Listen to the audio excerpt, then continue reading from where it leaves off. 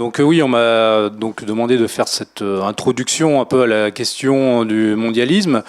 Alors je vois qu'il y a beaucoup de jeunes gens, donc on peut commencer par là. La différence entre mondialisme et mondialisation. Bon, quand on est je sais plus si on étudie ça maintenant au collège ou au lycée, dans les cours d'histoire-géographie, mais aussi plus généralement dans les masses médias qui façonnent le discours et l'opinion publique, on présente généralement la mondialisation comme un ensemble de processus socio-économiques rendus possibles et inéluctables par la succession des révolutions technologiques qui ont marqué l'histoire humaine contemporaine. Donc dans cette présentation des choses, la mondialisation serait d'abord essentiellement une mondialisation des échanges économiques et ensuite seulement éventuellement une mondialisation politique. C'est ici une vision de l'histoire qui évacue volontairement les aspects politiques de la mondialisation au profit d'un réductionnisme économiste et sociologique. Une vision volontairement dépolitisée qui neutralise le rôle et les responsabilités des différents acteurs humains dans l'élaboration de l'architecture politique de l'ordre mondial actuel. Dans cette vision, la mondialisation adviendrait par une sorte de fatalité historique. Inexorablement, quasiment par la force physique des choses, l'humanité tendrait à s'unifier. Alors si, comme le notait justement Karl Marx, les hommes font l'histoire mais ils ne savent pas l'histoire qu'ils font, il n'en demeure pas moins que la forme que prend l'ordre mondial contemporain dépend aussi, et en premier lieu, des idéologies et des visions du monde qui sous-tendent les prises de décision des acteurs géopolitiques qui le forment.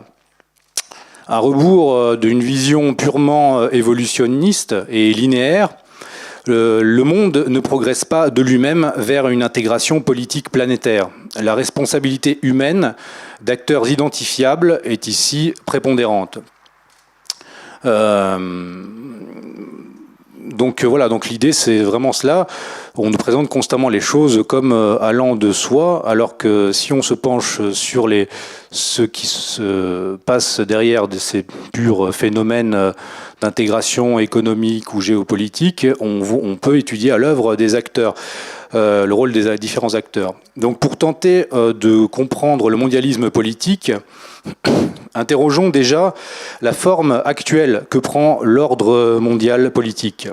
Celui-ci est constitué d'un enchevêtrement d'acteurs politiques et géopolitiques dont les niveaux d'intégration et d'interaction varient selon leur capacité d'influence et de puissance. L'ensemble de ces acteurs constitue ce que l'on appelle la gouvernance mondiale ou gouvernance globale dans le langage des institutions internationales.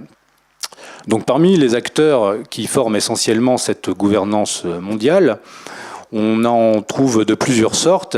On va dire déjà les institutions et instances internationales de type politique, juridique, militaire ou économique, comme l'ONU, l'Organisation mondiale de la santé, l'Organisation mondiale du commerce, le FMI, la Cour pénale internationale, l'Union européenne, l'OTAN, le Conseil de l'Europe, le G20, l'Union économique eurasiatique, l'ALENA, accord de libre-échange nord-américain, etc.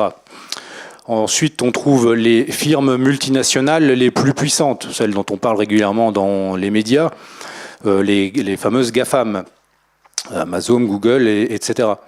Ensuite, on trouve aussi les fondations et organisations non gouvernementales influentes, du type de la fondation Bill et Melinda Gates, le Forum économique mondial, qui au départ est une fondation en fait, l'Open Society Foundations de George Soros, auquel j'ai consacré un livre, la fondation Rockefeller par exemple, la fondation Ford, etc. Chacun de ces acteurs qui se présentent comme un acteur privé et à visée philanthropique exerce en fait une influence prépondérante sur les organisations internationales que j'ai précédemment citées, comme l'ONU, ou l'OMS, l'OMC, etc. Et enfin, dans cette gouvernance, on trouve les États, qui sont environ 200 à l'échelle mondiale. Donc les États, issus de la continuité et de la légitimité historique, constitue théoriquement le cadre normatif et même symbolique du système contemporain des relations internationales.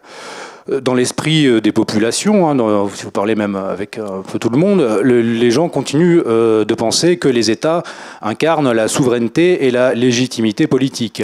Dans les faits, les États sont absorbés toujours plus par les instances supra- ou para-étatiques et en deviennent toujours plus subsidiaires. Ils perdent leur monopole politique et ils deviennent des sortes d'organes d'une gouvernance qui les dépasse. C'est pour ça qu'on voit les mêmes types de décisions politiques. Cela, par exemple, ce qu'on a pu voir pour le Covid. Comme le Covid-19 est venu le rappeler au peuple, les États apparaissent toujours plus dépendants d'instances de prise de décision qui échappent au regard du grand public, ou que ce dernier peine à discerner. Dans le langage de la gouvernance mondiale et des médias qui en diffusent la propagande, si on veut, s'interroger sur les instances réelles de prise de décision relève du complotisme. Pourtant, dans les faits, l'ensemble de ces institutions non élues, supra- ou para-étatiques, se charge de fixer les grands objectifs stratégiques de cette gouvernance mondiale, objectifs dont on entend parler régulièrement, comme la lutte contre le réchauffement climatique, l'intégration, on va dire, politique au sein d'institutions supraétatiques, ce que j'appelle l'intégration cosmopolitique, la planification écologique mondiale, la planification sanitaire, exemple la campagne de vaccination mondiale, la décarbonation de l'industrie et de l'économie, donc le passage d'une industrie et une économie basée sur les énergies fossiles à une économie basée sur les nouveaux types de production d'énergie. La décroissance démographique, qui est un des axes stratégiques de certaines fondations, comme la fondation Rockefeller, comme nous le verrons plus tard. L'imposition de l'agenda sur les questions de genre et les questions LGBTI. Ces institutions et leurs bailleurs de fonds privés, type Fondation Bill et Melinda Gates, enfin maintenant Fondation Gates, Fondation Rockefeller, Soros, etc.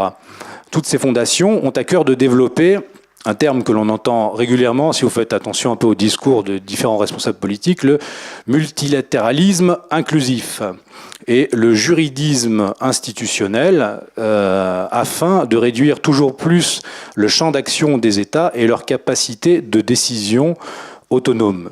Il s'agit en fait, pour moi, d'engluer les capacités politiques dans, on va dire, cette espèce de marasme juridique et sociétal afin d'empêcher que des décisions autres que celles venant de la gouvernance mondiale puissent avoir lieu.